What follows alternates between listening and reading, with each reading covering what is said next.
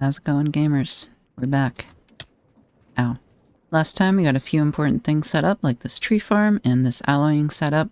Today, I think I would like to make use of this alloying setup and make a few improvements to our life. We have this set up to easily make bronze, and bronze is a pretty reliable metal. We've been using it for our pickaxe, but I'd like to basically turn our other tools into bronze as well, and make some new tools enabled by the Tinker's Anvil we made last time. The issue is that bronze requires tin, and tin, as we can see, is found in the overworld most commonly at y equals 70, and also found in the overworld most commonly at y equals 70. Most of our mining has been deep underground, of course, so I haven't really picked up much tin, and in fact we have like single digits of tin left. Meaning if I want more tin, I'm going to have to look around on the surface for it. We can see quite a bit on the side of this cliff, so I'm going to go for those. I really should have brought ladders. I really should just keep ladders on me at all times. Like, we made the backpack last time, and then I just never used it at all. So today we should probably pick some things that we want readily accessible all the time, and start using the backpack for that. The Y level of 70 it gives for being most common is actually like absurdly high up. You can see we're at 63 right now, just above sea level. So tin is most common, like significantly above sea level.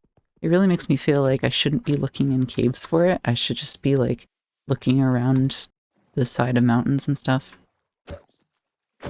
Hey, don't steal my boat.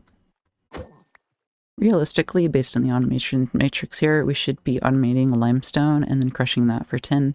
The whole process of like turning stone into other types of stone and then processing that for ores is new to the 2.1 version of this pack, and it is a huge process that will take us a long time.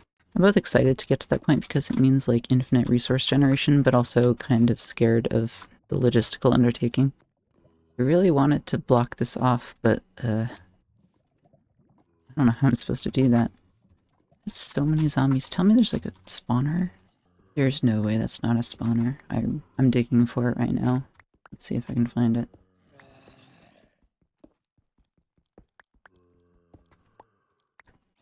Oh, yeah, okay.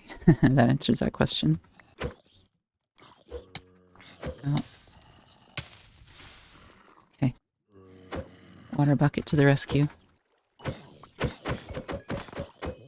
Oh, there's actually like direct outside access here. I probably could have found that without digging for it.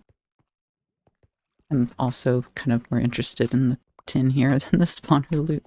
I don't know if we'll come back to it later. Maybe we could make like an XP grinder here. I don't know if there's a better option for that in the early game.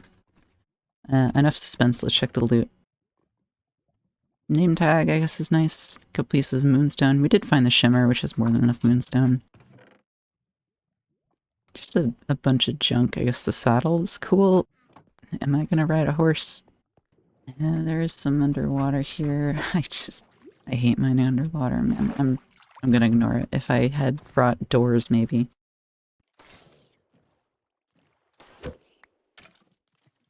Get him! Get him! Get him. One of these days I'll make armor. One of these days. I typically, like, never make armor. Even in, like, super late game, in, like, vanilla, I often am just running around in, like, elytra and boots for feather falling. Pretty good amount of resources from that, honestly. I was kind of worried we'd get more copper, just because copper drops more raw per ore you mine. I'm not gonna make, like, all of this into bronze, but a lot of it, probably, because not only will we need a lot of bronze now, but we'll need a lot of bronze later. Let's do like 9 blocks of each. That's probably overkill. And not to prolong the main event too much, I want gold for something before we get started, so down to the actual mine. You know, there is always this Akram stuff. I talked about these last time. This is one of a set of blocks that are kind of like ore-related stones, and you can process these into metals and such, and they are also able to be created from various resources. Akram, we can mill into raw gold with a 40% chance. That's actually not terrible rates, and as you can see, they spawn in pretty big quantities. I think once we get a hammer, which is one of the things we're going to make with the Tinker's Anvil, we might want to come back here and just like break some ochre. There's also this, is it crimsite, I think it's called? Yeah, crimsite right here, that's iron. And then azurine right here, which is tin. Like there's a lot of stuff in this one little spot. It seems like there is an amethyst here. Pretty cool. I guess I can collect some of this just while I'm here. I'm not really sure if there's anything into amethyst for in the immediate future. I do know that amethyst is useful for producing something eventually. I'm trying to avoid spoiling it too much for anybody who might not know the pack. It's a really goofy part of the pack. I'm gonna cut out any part that doesn't have a funny moment. Ow. Why did it say that zombie had 49 health? You know that thing streamers do where they like talk to the editor who will eventually be turning their stream into a YouTube video? I'm already starting to develop that. Just the editor is myself in the future. Like I'm saying, cut that out and don't include that and stuff like that. You don't get to see that because I cut it out. I am so glad we spent the time last episode getting the highest level of luck on our pickaxe. Like, if I'm doing all this mining for resources, I'm really glad to be getting the most out of it. Hey, you want to see some tech? So there's like redstone dust I can't get back there. Got it. Tech is such a funny word. I just love calling things tech.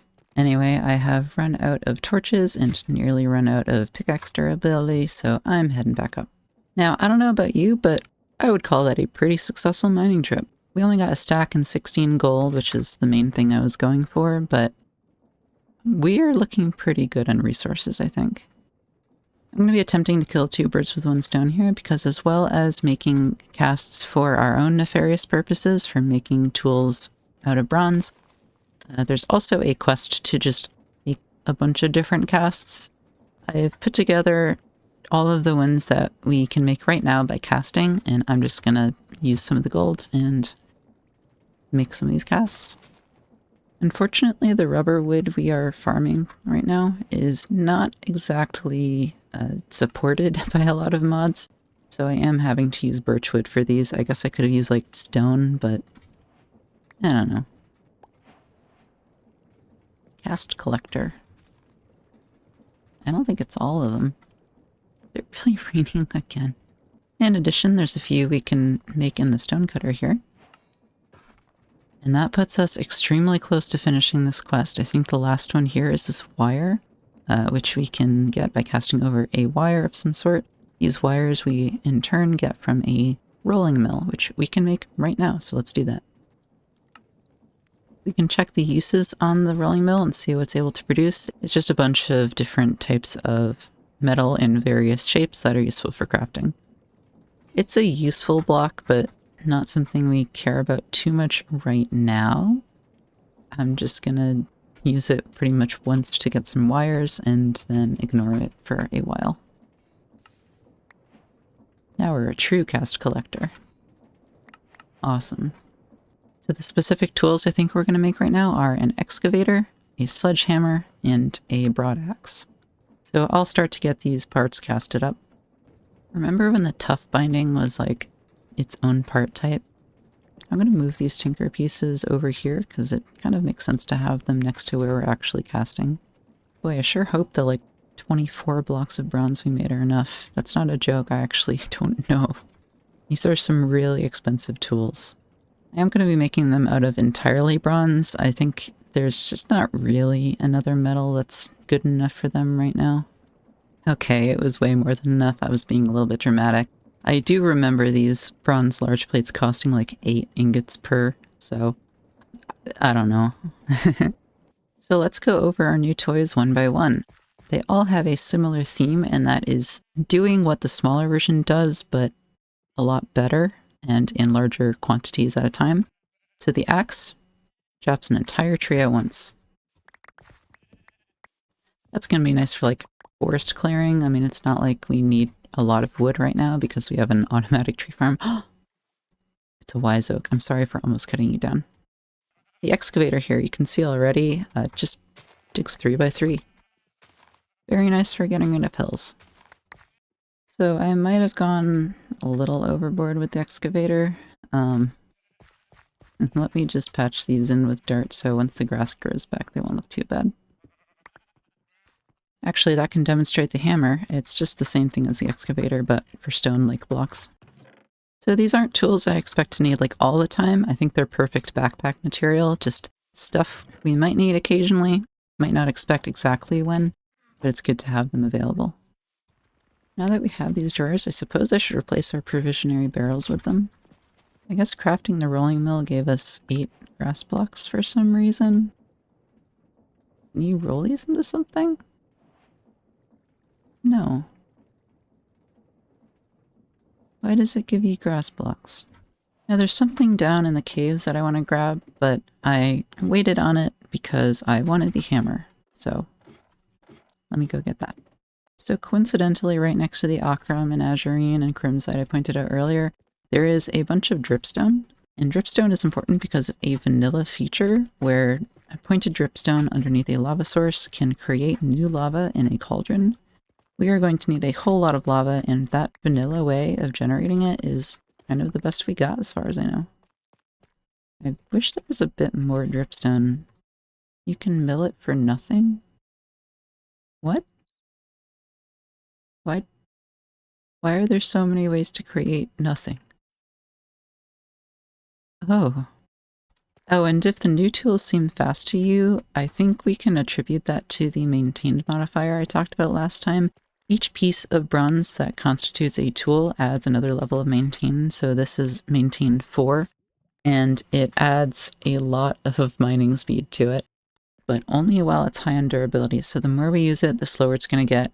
We'll have to keep it topped up on durability, and the repair cost is based on the durability, so this is like extremely durable. It's going to take a lot of bronze to repair it, but it's also going to like do a lot for us. So unfortunately, the type of dripstone we need is the pointed dripstone, and usually you find that in dripstone caves. As far as I can remember, we haven't found a dripstone cave. It was really just that little slice of dripstone in that one part of the cave there. So we want to make the most out of this, and the best way to turn it into pointed dripstone that I see is filling by spout. The spout is something that takes as copper casing, which is not too bad, so let's make a little setup to create copper casings. I am anticipating needing more andesite alloy very soon, and I am not looking forward to crafting it. But at least the hammer is going to make it easier to get the components. So I didn't really go over the exact casts we made too much, but there's a couple here that are very useful. This gear one lets us make large cogwheels much cheaper than just outright crafting them, because we can see, okay, this is 1 bronze sheet plus 2/3 of a bronze sheet. That's the same as like 1 ingot, 6 nuggets, if I'm doing my math right, and casting it takes only 1 ingot and 3 nuggets, not to mention not using andesite alloy. The cogwheels, unfortunately, are actually less efficient bronze-wise. It takes 4 nuggets, whereas here each one is 3 nuggets worth, but it doesn't take andesite alloy, and I, again, am kind of worried about our andesite alloy quantity, so I think it's worth just casting these. I'm going to spend a lot of bronze making the small ones, and I'm going to spend 4 blocks worth making big ones. I may have forgotten the hopper under this one. So I'm thinking ahead a bit regarding like where I want to put the automation setup for the fluid casings. And I think I might want to put it here and then move this stuff up onto our platform here and obviously expand the platform a bit, because I think this would be a nice kind of like workstation area, having a bunch of stuff we need readily available right here. And in the name of technically correct diversions, I would like to move this campfire without like losing it. And to do that, we need Silk Touch, or else it's going to turn us charcoal. Now, the Tinker's equivalent of Silk Touch is acquired using the silky cloth, and that requires rose gold, and rose gold is an alloy that we can mix. So basically, once this is low on bronze, I'm going to start making rose gold over here. That will be our second alloy. As for the string part, we can get it by crushing either wool or straw in the millstone. And I think I'd like to use straw for that because we can just amass so much more of that than wool right now. At least it's easier to do manually. Hot tip, if you worry about picking up all the items after harvesting your farm, use F3B to turn on bounding boxes and then go into third person mode. I like to use this to like find where stuff dropped. I have a really big bounding box around my head right now, and I think it's because of the combat changing mod. If I switch to a non-like weapon or non-tool, it shrinks, and you can actually see the knife has a smaller hitbox than my other things here. We are filling up on our crops here, so I should probably turn these into drawers. For the Silk Touch pickaxe, obviously we're going to need another pickaxe, so I'm going to interrupt the small cogwheel thing here and just cast a couple of pickaxe parts. These things used to let you just like name your tools for free, didn't they? Why'd they stop that? Maybe use like a vanilla anvil now? I don't know. Do you think it's funny how I've started to use the firebrand in place of my actual mattock for axe-related duties? Because I think it's kind of funny. I made a big fuss last time about how this was a square. I think I would like to kind of keep that going and just turn it into like 2 squares. Which is going to eat into the sugarcane farm. I wasn't lying when I said I'm really bad at like positioning things. I'll just cut it down to half size. I don't know how much people actually use the pick block key in survival, but I use it a ton. I think it's really nice.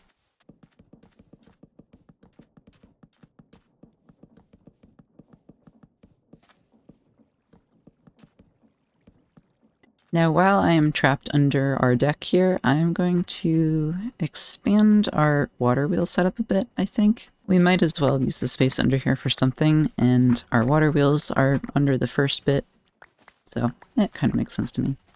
Oh, I actually didn't have water going all the way under the water wheels. I don't know if that matters. I kind of feel like they made the amount of water coverage not matter, but I don't really want to check. I'm just gonna dig it out, just to be safe. How funny would it be to have just like a door right here? Just like a door to walk into all of our water wheels. It's not exactly like ergonomic with our setup, but I think it would be really funny. Ow. Maybe if we trapdoor it up, it won't be so bad. It's so pointless. I think it's funny though. We're also filling up on these blocks. Fortunately, I have a second blocks chest. We'll probably want separate drawers for like dirt, cobblestone, sand, just the common stuff eventually. I'm too lazy to do it right now though. Did you know the Traveler's Backpack has a tank built in? That's what that UI element on the bottom right that's constantly there is. It's really not ergonomic to use, because if you shift click, it goes up there. You can't even use the number key. Oh, now you can. It literally wasn't working before. In the name of aesthetics, maybe we could trapdoor this up. Clearly I care so much about aesthetics. It's kind of ugly, kind of funny that you can see the water wheels poking through. I'm gonna err on kind of funny for now. Kelp farm serving double duty here as a water source. Our cogwheels have finished. It's made quite a good quantity. And likewise for the large. I mean, 27 doesn't sound like a ton, but I think it's good enough for quite a while. I mean, look how few large cogwheels we've used in all of what we've done. Maybe like 10, like 30 is all we have now. It looks like, unlike bronze, rose gold is 1-to-1-to-1 in terms of components to output, so we don't have to worry about like annoyingly moving everything back and forth. We just have it right here. I'm going to clear the filter there, and then once it moves over into our fluid tank, we can put down the bucket. I guess all these buckets we made earlier I could have used for filling in the water, but it's fine. And then we pour it onto the bucket, and that's going to complete a quest for us here that gives us roses and gold. More importantly, it means we can just plop in a bunch of both resources and it will automatically mix and then move over here. And we are going to need ingots, so I'm just going to cast it as blocks. You know, I've been infrequently using this feature where you can scroll to put items between an inventory and your inventory, but I just did this by accident. Apparently you can shift and scroll to get a whole stack at a time, and it's even smart to do the stack you're hovering over last. That's pretty cool. I don't know if I'm going to use that too much, but you know, it's neat. Rose gold is extremely slow to mix. I think bronze mixes like 1 ingot's worth at a time, or I guess 2 ingots worth of the output. Rose gold is 11 millibuckets, which is like less than a nugget. All right, we have our first little bit of rose gold here. The last is still pouring, but we have enough. Let's put 5 rose gold, bunch of string, silky cloth, 5 of that around a pickaxe, and we have a silk touch pickaxe. And all of that so I could harvest a campfire without it dropping charcoal. And let me remind you, campfire is made entirely out of products we are farming in great quantities. Sometimes I wish I wasn't like this. Ah, it looks so empty now. Kind of sad. We'll fill it up soon. In the name of further diversions from our main goal here, let's take a look at copycat blocks. So this is a set of blocks you can make in a stone cutter by just putting in zinc. And there's like a ton of different types here. I'm going to make a couple interesting ones. Oh, it's you again. Let's try something a little bit different this time, shall we?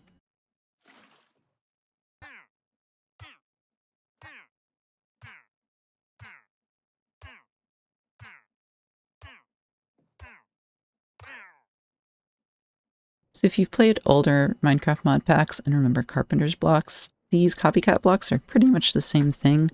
You can just give it a texture and it will take that texture. And that may not seem super useful for a whole block, but the point is there are a lot more than just whole blocks. So we have all kinds of like weird shapes that we can just give whatever texture we want. There's even ones you can kind of stack inside a singular block space and just make like really gradual slopes if you want. Are you kidding me? It's raining again. I like just slept too, so I can't sleep it away. We're doing this underground now because I can't stand the rain. I'm a big fan of this bite one. You can just put them together. They're like cubic eighths of a block. I think they're so cool. I used these on a previous world to make like pixel art by just making like a wall of them, kind of like this. And you just like kind of paint with the blocks. It's so neat. Now, I bet these are not great for your like world performance, so a whole base made of them is probably a bad idea, but I think in smaller quantities, they could be a really cool thing we can use to decorate. I've made a bunch of these panels that I think would be nice as kind of thin walls. I'm also curious about these ghost blocks. Yeah, they are what they sound like. I don't know if there's a good single player use for that. I feel like mostly that's for multiplayer, hiding your base from other people. The slabs are also vertical capable, and you can even make them transparent. And you can see like even crazier stuff on the right here. There's gears and pipes, and they're functional. They work just like the regular components. So those I probably won't be looking into because I kind of want things to look a little bit consistent, but I don't know, full glass pipes in some cases could look really cool. I actually haven't shown this off yet, but some components you can actually use the wrench on to make transparent. With the pipes, you can actually see like fluid pumping through them.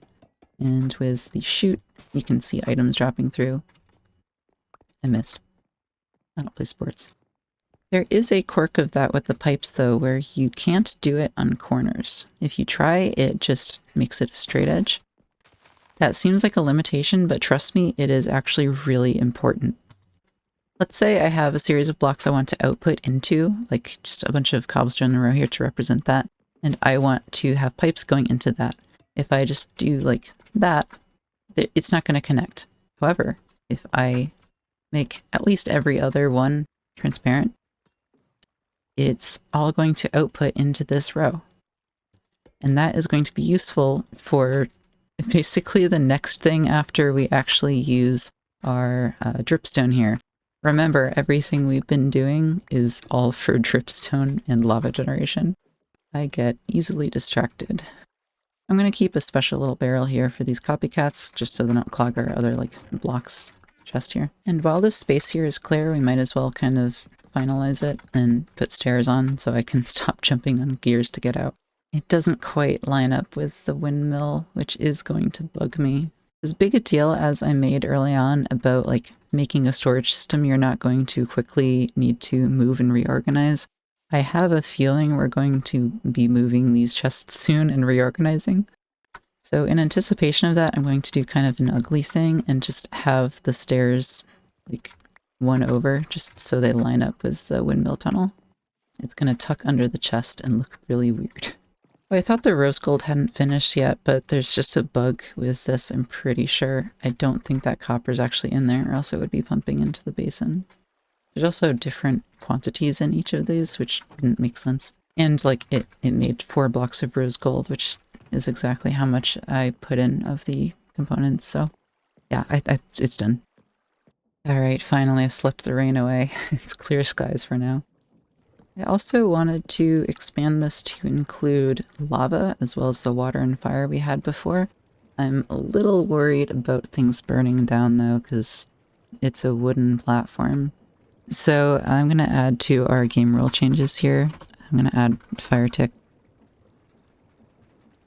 I was already considering that early on. I often play Minecraft with fire tick off because I don't want lightning to strike and burn down everything.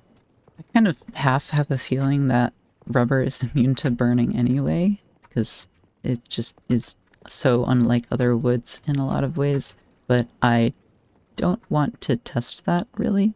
I really hope the setup I have in mind, like, actually works, and all of these will actually blow and, like, affect the items down here.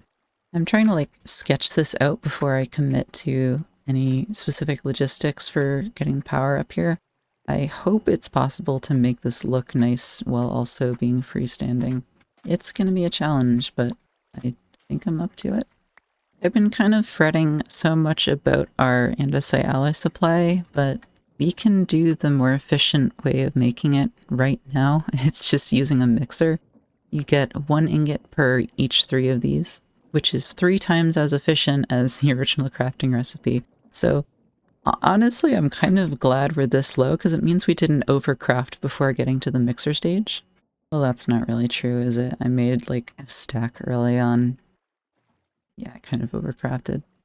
Anyway, we need more clay. Oh, that's what I don't like about this combat rebalance mod is sometimes I'm trying to just break a block and my tool, like, yeah, this is a tool, not a weapon, decides to hit a boat or a sheep or something instead of just breaking the block that I am pointing at with my cursor. That is another of my gripes with the pack, is like, I don't understand why they put in so much combat focus for a create mod focused pack. Like, this is not supposed to be a combat or adventure pack. I'm also just realizing I should probably be using the excavator. I can't wait till we're producing clay so I don't have to go out and collect it from the river anymore. In this case, I'm going to clear the filter because it can only pump out liquids anyway.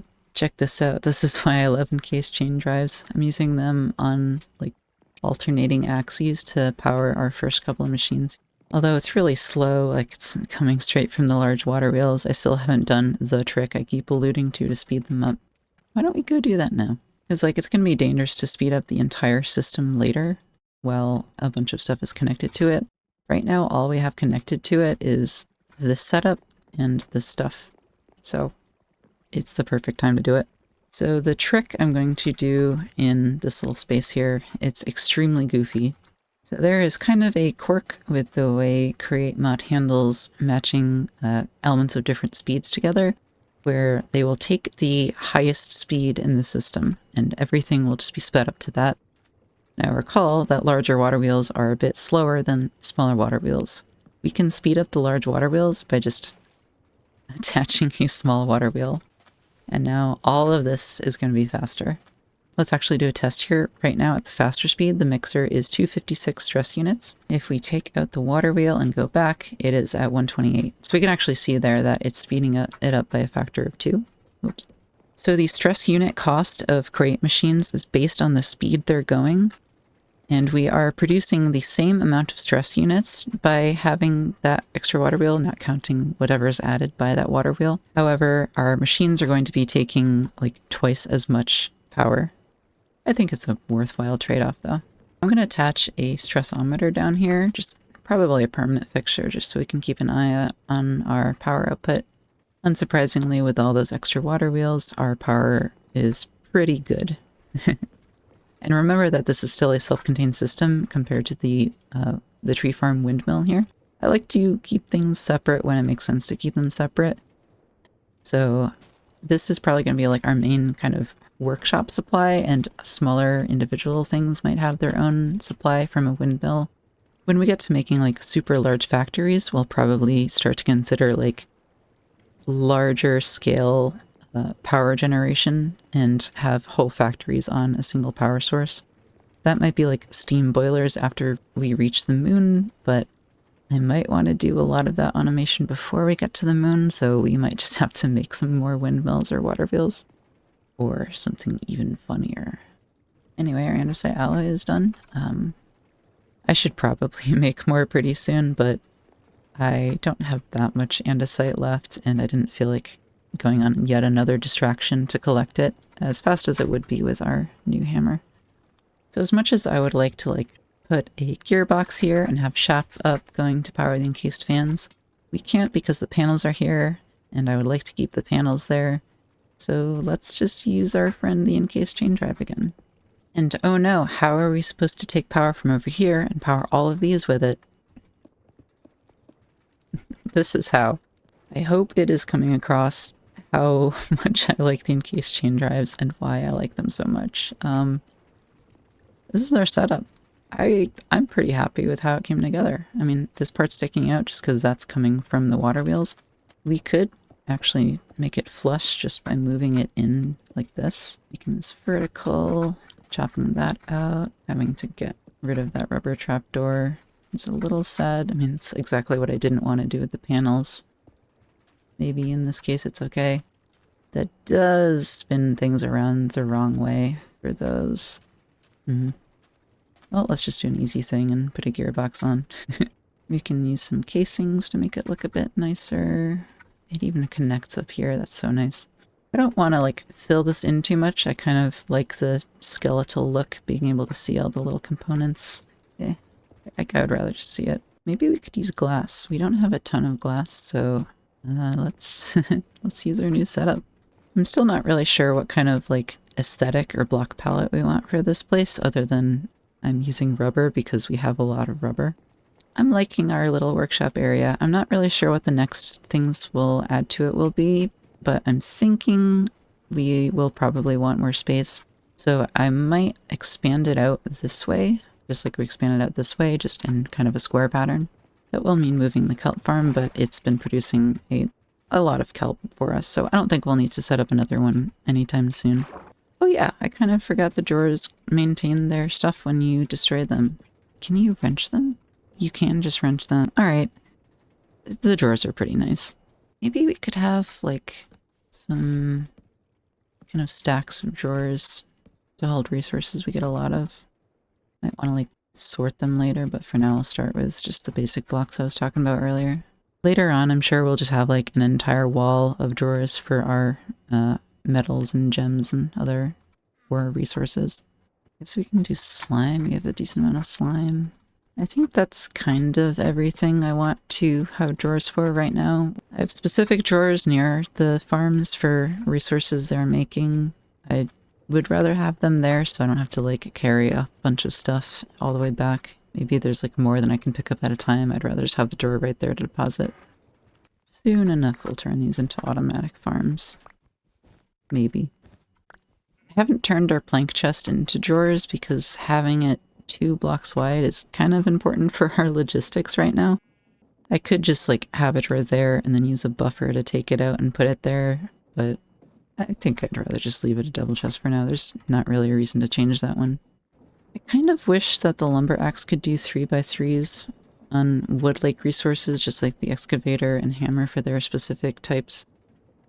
It's cutting it pretty close to the tree farm. I am a little worried that a tree growing here is going to have it cut down.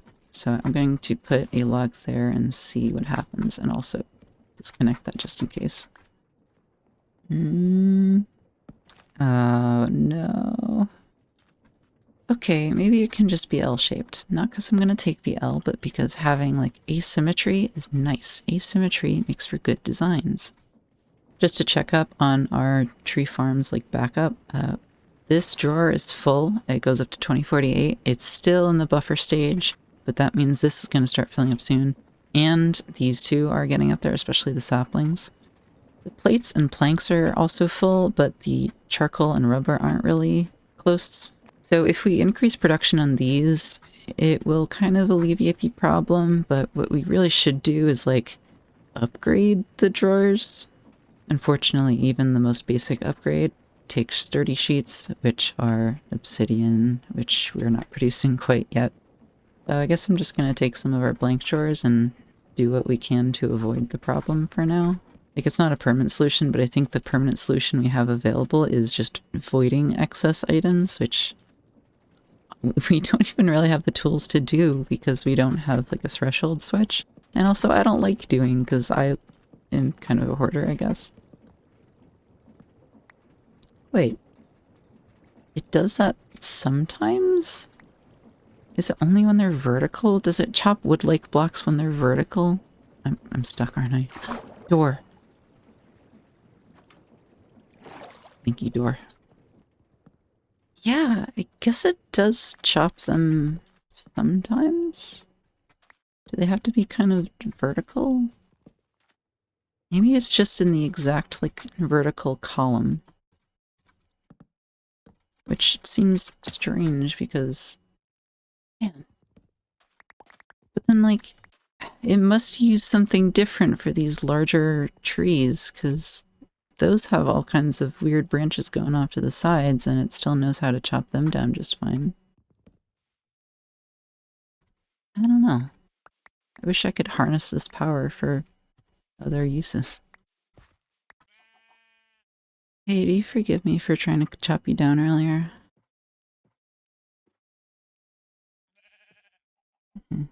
I understand.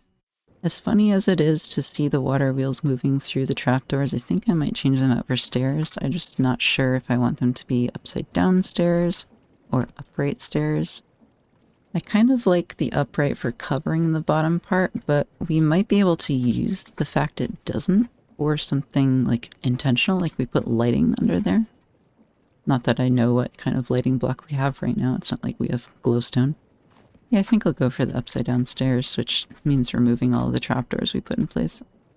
I guess I never covered that up. Whoops. Let's have stairs going up here. And then rather than these stairs being centered on that square, I think it makes more sense to line them up against the stairs on the opposite side so you can just walk straight through like that. And I made way too many slabs for this. It's a lot less noticeable like this. I don't care that much. I think I'm fine leaving that. Still not much of an idea what to do with this side of the water wheel thing. Maybe we could have something transparent here to, like, see the water wheels, but I'm worried it's just gonna look really bad if the glass is pressed right up against it. I think it makes sense to move this smaller smeltery setup. I mean, technically this setup can just do everything the smaller one could and more. Maybe we don't need to put the small one back up. I'm just trying to think of cases like earlier when we had the two different sizes of cog going at the same time, where we might want like two processes happening simultaneously. But I guess if that comes up, I'll eat my words. For now, I just don't think it's worth setting up again.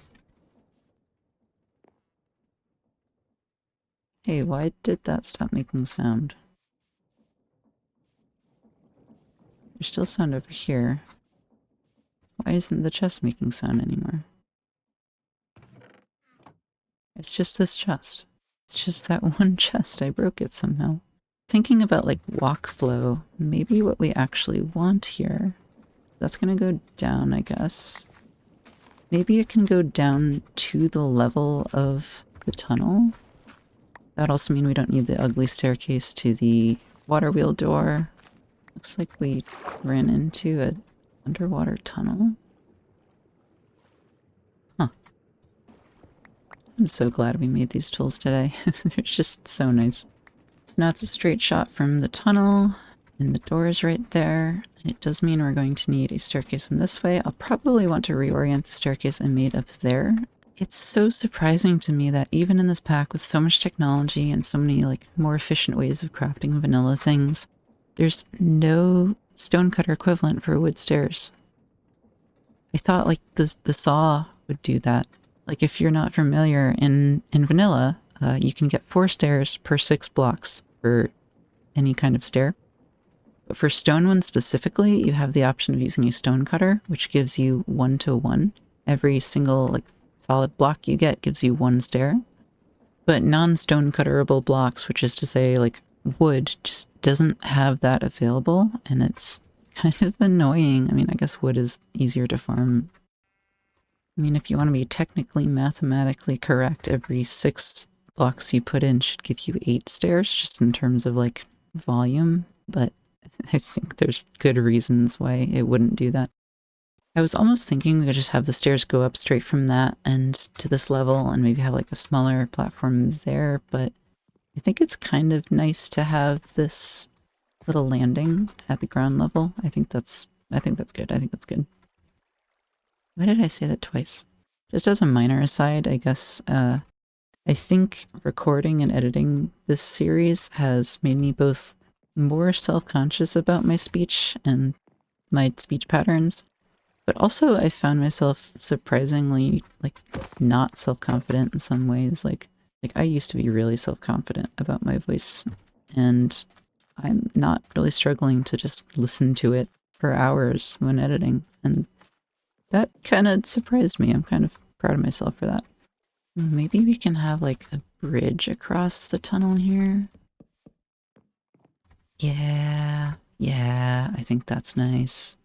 I'm doing all this decorating and I'm happy to be decorating, but I'm also realizing this is still a distraction from like the thing I said I wanted to do a very long time ago. I don't know, this is just how I play games, man. I can't focus on one goal for so long. I have to get distracted and do other things sometimes. Is this anything? Does this look cool? I think it's a nice idea. I'm almost thinking I could put like flower pots or something there, but it might look weird with the stairs. Maybe if I do that with the stairs.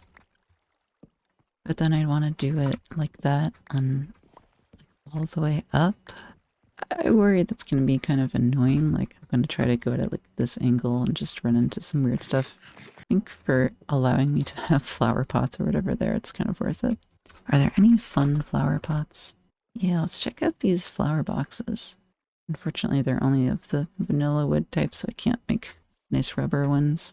I'll just have to use my guilty pleasure of birch. What kind of flowers we got? We got alliums. We got alliums. Oh, okay. Put them on the sides and put them flat. Maybe I should be using the copycat panels for these, but vanilla style of trapdoors just feels a little more appropriate. And then they only hold 2. I was kind of hoping they would hold 3. 2 is fine. I'm trying to think about power with our new staircase and walkway system here. I think what we might do is have it kind of tuck around the stairs and just go under here, and then we can kind of like pull from it if we need a machine somewhere. Maybe it's like a little strange. We could encase them to make it look less weird. Yeah, I think that's fine. And we could have like little outlets, I guess. Okay, the thing this has all been for, finally, we're going to make the fluid casing. So I'm going to set this up as a loop where it goes through the same 2 deployers a couple of times. And I'm trying to think if there's like a cute way to not only power, but actually have it loop around. Maybe... So we're going to use a buffer here to kind of redirect. Again, buffers, super useful. I'm also going to have buffers as like deployer feeders here. So we'll be able to just like put items in these barrels and they will be inserted into the deployers. But yeah, if I haven't mentioned it before, you can put extra shafts into a belt and just take power out whenever you want. Alright, it's a little confusing because we have the actual direction flow like reversed. So I'm going to put the rubber here and the copper sheets here because we need rubber and then copper sheets. I'm going to make 10 of these because I only have 11 andesite casings left. Let's start with just 1. We should see it put on the rubber. And then put on... Oh, it is holding, it just wasn't showing. And this is kind of unbearably slow. I'm gonna speed it up by like, I don't know. Let's put some gears under the stairs. I did eventually mind the water wheel at some point, so this one I think I'm just gonna get rid of early. Okay, I'm sorry. It's another distraction. There's a block I want to use to improve our setup, and it needs andesite casings, and we're like out of andesite casings, and we can't strip our most abundant wood type by hand. So I just set up a little buffer here to just divert from the existing strip logs here. It's really funny that you guys trapped yourselves. So the nice block in question is this thing called a gear shift. It looks like just a regular shaft right now, but if we provide a redstone signal, not with a bucket, it flips it around.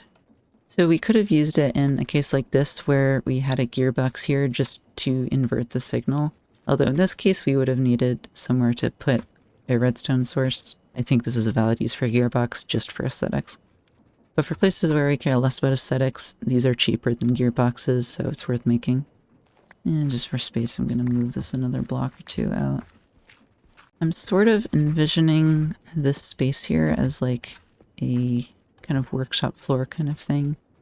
I know I was calling that a workshop, but this is going to be more just like little machines. And so this kind of power line setup, I'm imagining as like something that's going to run along like a perimeter of an area we have here. That's kind of why I'm describing it as I am, is because I'm just enjoying the thought of that. I don't like seeing those missing texture particles because I know from experience that sturdy sheets do those, and when they do that, they duplicate in a really annoying way. But that's our first copper casing. That's the start of the second half of the kind of fluid age here. If we just take a quick glance at the uses for this block, I mean, stone growth chamber is super important, spouts are incredibly important, item drains are nice, post pulleys have their uses, not to mention being upgraded later into more advanced machine frames. So that's why I'm getting so excited about these. Like, this is really a super important block to have. We're going to need probably hundreds of these over the course of the playthrough. I am realizing that if I want to process more than like exactly 9 at a time, we're going to need some buffer space. And I know this is called a storage buffer, but items in it don't stack. So let's have a barrel. And I was going to use a storage buffer, but actually, we can just funnel it. Isn't that cool? And completed casings, we're going to use a storage buffer here to filter. Unfortunately, they're kind of getting stuck like that. So any that make it here are going to get put into there eventually.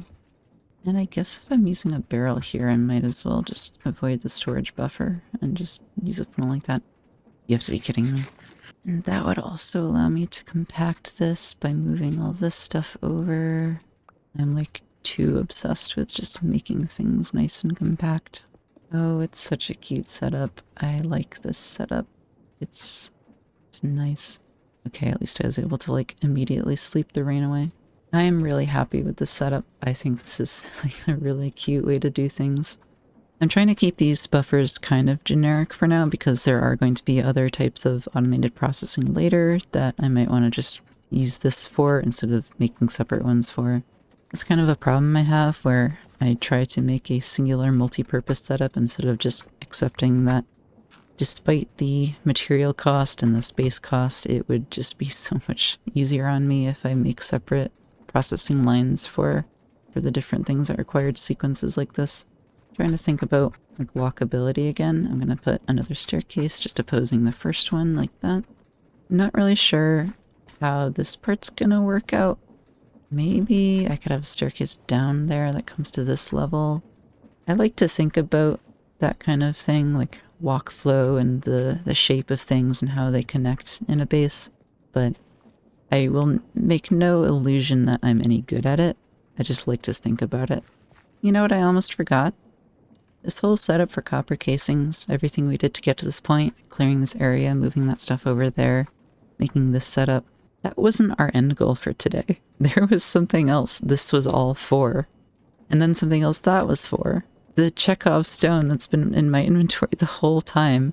We wanted to make a spout to turn dripstone into pointed dripstone slightly more efficiently than just using a stone cutter. So we can make a spout with dried kelp. We're also going to want an item drain, I think. So let's make some iron bars, put that on top. Hey, I'm getting distracted again. Guess what I just realized? We're only at 8%. I think we can go big. That's like after speeding them up too. I'm kind of surprised. It's not going to look too nice after all. Yeah, I wouldn't be surprised if we built out this way later and just covered that stuff up. For now, this is just the non-camera friendly angle. Anyway, notice that because I was just going to use this as a possibly temporary hookup for a little fluid setup. And let me move this over. Really? That doesn't place at a diagonal like regular cogs do? That's a little bit annoying. If this is going to be a permanent structure, I might want to try to make a more compact setup. But something like this, it looks really weird, but I kind of like it curving around like that. Okay, I got an advancement because I was just testing it out before actually showing it to make sure I knew how it worked. So, like, ignore that I'm not going to get the advancement right here. So the item drain we can use by either right-clicking with a bucket to drain the water out of the bucket, or we can toss an item on and it'll do this cute little flip animation. Ooh, it even saw there was nowhere to go over here and it came back.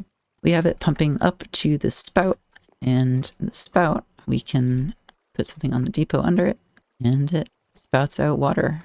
And I mean, I say water because water is what I'm doing here, but you know, there's plenty of liquids we could put in there for different recipes. I'm actually going to flip this around so the depot for the spout is next to the one for the mechanical press.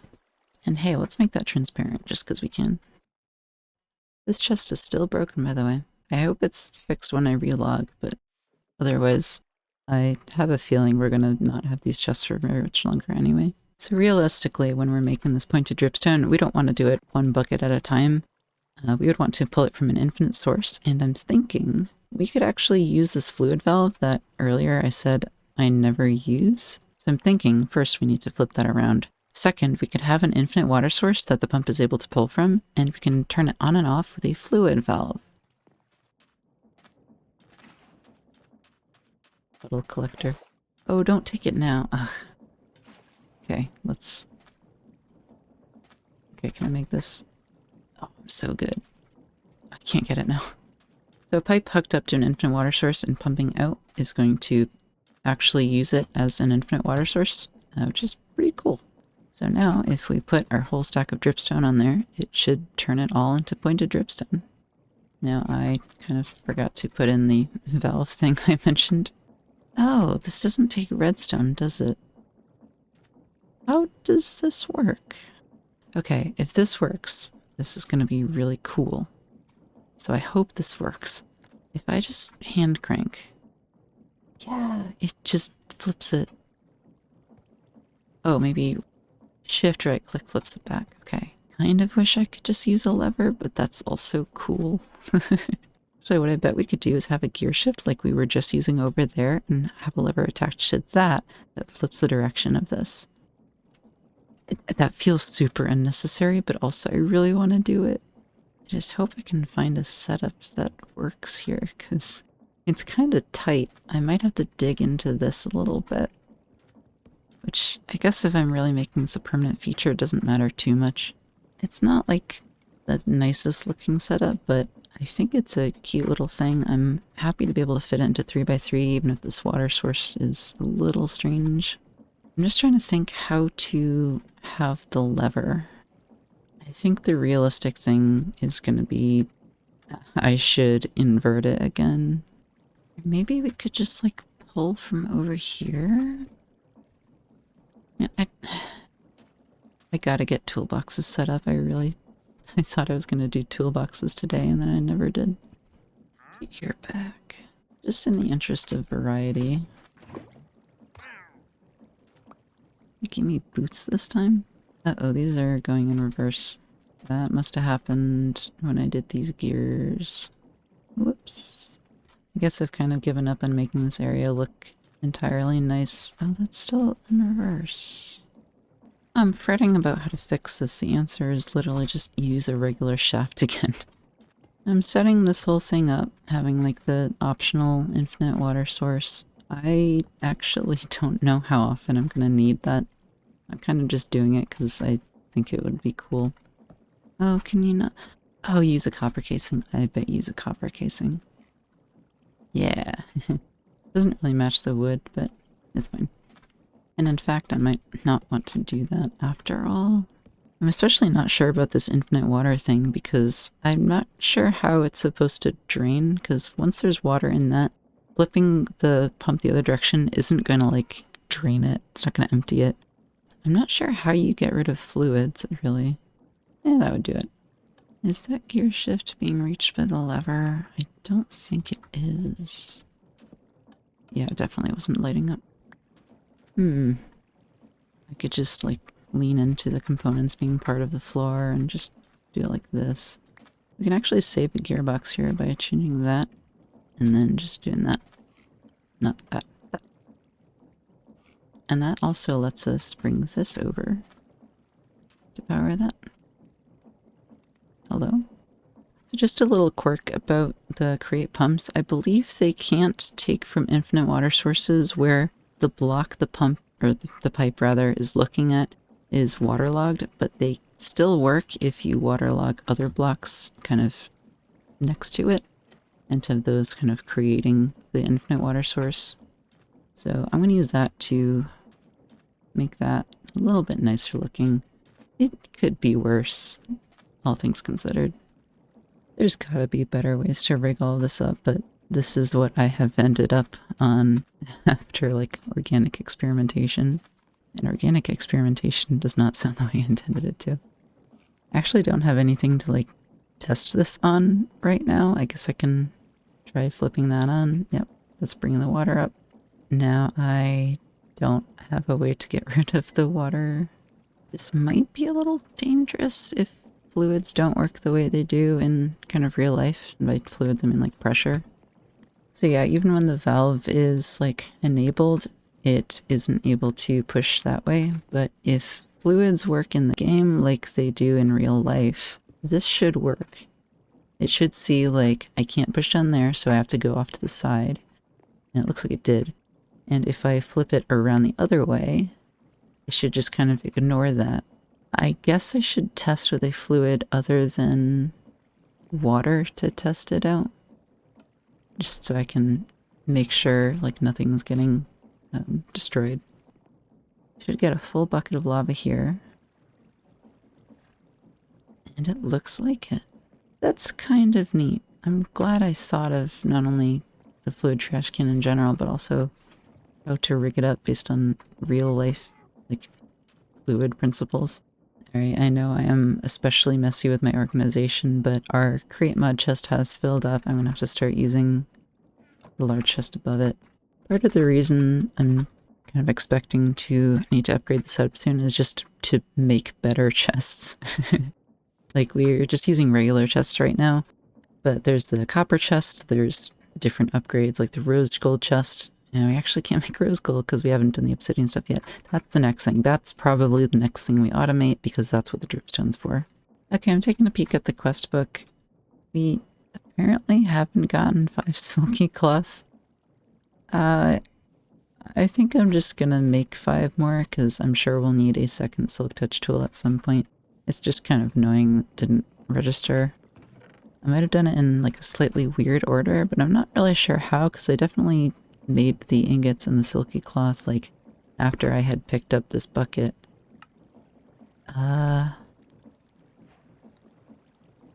Okay. I think, yeah, there is some oddity using a crafting station where sometimes items you take out don't get registered. Anyway, yeah, let's turn in this quest. It's a little bit overdue. We also could have gotten the one for a compound mixture bucket if I had just gotten a compound mixture bucket, so let's real quick just get that. I don't know. Oh, you can't just melt down andesite alloy. You're kidding me. So to get compound mixture, you literally just have to alloy it or drain a bucket. I guess let's make a little bit more. If you're curious, we have exactly 1 stack of andesite left. That is now going down. So probably soon I'll have to go down with the hammer and just pick up some more. With the hammer, it shouldn't be so bad.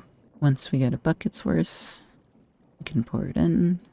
That gives us andesite alloy. That's nice. This, I guess we can just do really easily. It doesn't give us a reward though. Hooray. This stuff here, andesite pavement, is not too hard to make. I mean, compound mixture is something we'd rather spend on alloy itself. So once we get automatic ally production, we might think about this. While we're looking at quests to do, let's do this one. We just have to make a few cauldrons. We'll need to make them anyway. This gives us 4 lava buckets. That's kind of nice. It kind of just gives you 4 buckets for free. We have a lot of extra buckets. I'm sure they'll come in handy. In fact, I should probably just like carry around a few in my backpack. If we're looking for easy quests to do, there's all of these. This is progression. I'm making progress. I'm making so much progress. I love progress. I'm doing so much progress. Yay, we... Okay, that scared me. That was really loud. That happens when you complete a chapter. This is like the nothing chapter. Maybe let's do 1 or 2 more easy quests. There's a copper pickaxe here, and a full set of copper armor that you just make normally. Feels a little bad wasting copper on this, I guess. But is it really a waste if it's for a quest? Yeah, we get a battle staff for that. Maybe I'll use that when Firebrand runs out. Copper armor, like, we might as well put on. It's probably worse than iron. Maybe it's actually better, it has more armor toughness. That's strange to me. Look at me wearing full set of armor for once. Incredible. There's one for golden armor here too. I think I would rather save our gold. We don't have that much. And the one for iron, but again, I would rather save the iron. Alright, so I've been recording for about 4.5 hours now. That is about as long as it took me to record for the first episode, but less than the second episode. The second episode definitely ended up longer than I would have liked. I'm going to assume this is a good video length. I haven't started editing this episode yet. This has all been one sitting. Thinking about like what we actually got done today, I think this is quite a bit of visual progress, so I'm happy for what we got done. We expanded our workspace platform, we moved all our machines into a much more accessible formation, we set up copper casings and saw a couple things we can make with them, we expanded our water wheels here and added the door. And we started looking at like base design and sort of how we want to be able to walk around. Not to mention I actually started using the backpack and we made these tools and we got silk touch. I'm pretty happy with what we got done today. I think this is a lot of good progress. Now that we have all these new tools and machines and everything set up nicely, I think next episode it might just be time for the dreaded stone growth chamber. See you then.